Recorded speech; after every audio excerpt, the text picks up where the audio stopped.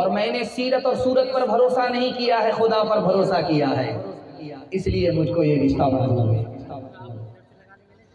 رشتہ منظور ہے، لڑکی نے رشتہ منظور کر لیا، لیکن شرط رکھ دیا جب تک دو بستی کی لڑائی ختم نہیں ہوگی میں میکے سے سسرال نہیں جا سکتا۔ دو بستی میں لڑائی چل رہی تھی، اور کب سے لڑائی چل رہی تھی؟ 40 سال سے۔ اس لڑائی کا نام تاریخ میں داہس اور غبرہ ہے۔ یہ دو بستی کی لڑائی چل رہی تھی 40 سال سے۔ اس لڑکی نے شرط لگا دیا میں اسی صورت میں میکے سے سسرال جاؤں گی جب یہ لڑائی ختم ہو جائے۔ اس کا شوہر سوچا کہ 40 سال سے لڑائی چل رہی ہے، ختم ہو نہیں رہی ہے، اب اس لڑکی نے شرط رکھ دیا تو میں تو بوڑھا ہو جاؤں گا، میری بیوی رخصت نہیں ہوگی۔ 3000 اونٹ لے کر کے وہ بستی والے کے پاس گیا کہ خدا کے واسطے یہ اونٹ قبول کر لو ورنہ میری بیوی بوڑھی ہو جائے گی، میں بوڑھا ہو جاؤں گا، وہ میکے رہے گی، سسرال نہیں آ پائے گی۔ اس لڑکی کی ایک دن کی عقل مندی سے 40 سال کی جنگ ختم ہو گئی۔ تیسری مثال کو ذرا دھیان سے سنیے گا۔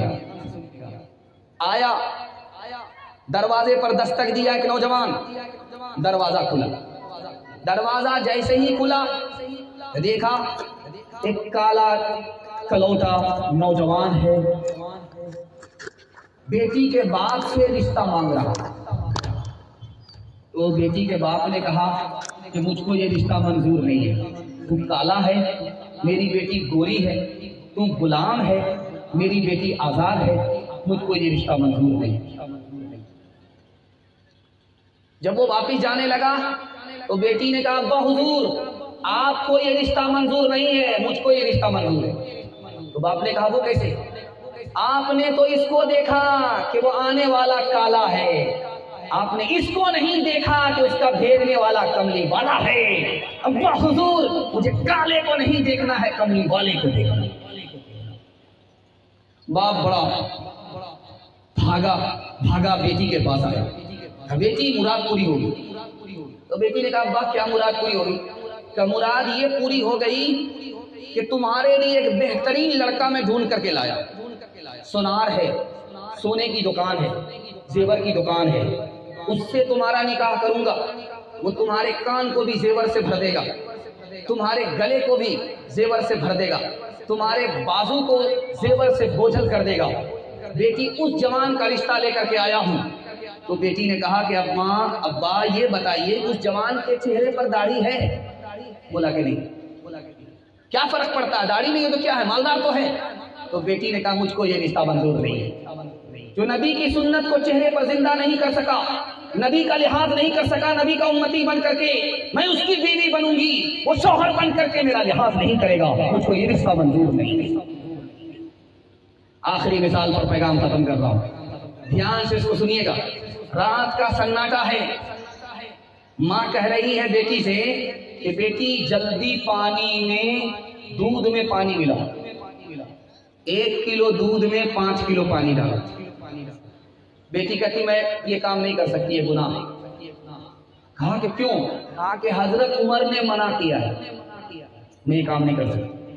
کہا کہ حضرت عمر یہاں نہیں ہے، رات کا اندھیرا ہے، سناٹا ہے، کوئی دیکھ نہیں رہا ہے۔ تو بیٹی نے کہا کہ حضرت عمر تو نہیں دیکھ رہے ہیں، حضرت عمر کا خدا دیکھ رہا ہے۔ اس بیٹی کی کوکھ سے کس نے جنم لیا؟ عمر بن عبد العزیز کی ماں نے جنم لیا۔ تاریخ میں اتنا بڑا انقلابی آدمی پیدا ہوا، اس بچی کی کوکھ سے اس کی ماں نے جنم لیا جن کا نام عمر بن عبد العزیز تھا۔ میں ہاتھ جوڑ کر کے آپ سے وعدہ کرتا ہوں اور آپ ہم کو وعدہ دیجئے، بیٹے سے زیادہ آپ بیٹی کو تعلیم دلائیں گے۔ ہاتھ اٹھا کر کے وعدہ کیجئے انشاءاللہ۔ اس کا میں راز بتا رہا ہوں۔ بیٹی پالن حقانی کی تحقیق کے مطابق 4 منزل میں پہنچتی ہے۔ پہلی منزل میں وہ بیٹی ہے، دوسری منزل میں وہ بیوی ہے، تیسری منزل میں وہ ماں ہے، چوتھی منزل میں وہ ساس۔ 4 منزل میں بیٹی پہنچتی ہے۔ آپ جب بیٹی کو بیٹے سے زیادہ تعلیم دلائیں گے وہ اچھی بیٹی ہوگی، اچھی بیوی ہوگی، اچھی ماں ہوگی، اچھی ساس ہے۔ جس گھر میں جائے گی تو وہ تو اکیلی ہوگی، لیکن اس بچی کی برکت سے خاندان علم سے محروم نہیں رہ سکے گا۔ انشاءاللہ بچی کو پڑھانا ہے، ہاتھ اٹھا کر کے وعدہ کیجئے انشاءاللہ۔ بیٹا کو مالا مال کریں گے، بیٹی کو رخصت کر کے کنگال کریں گے، ہاتھ اٹھائیے انشاءاللہ۔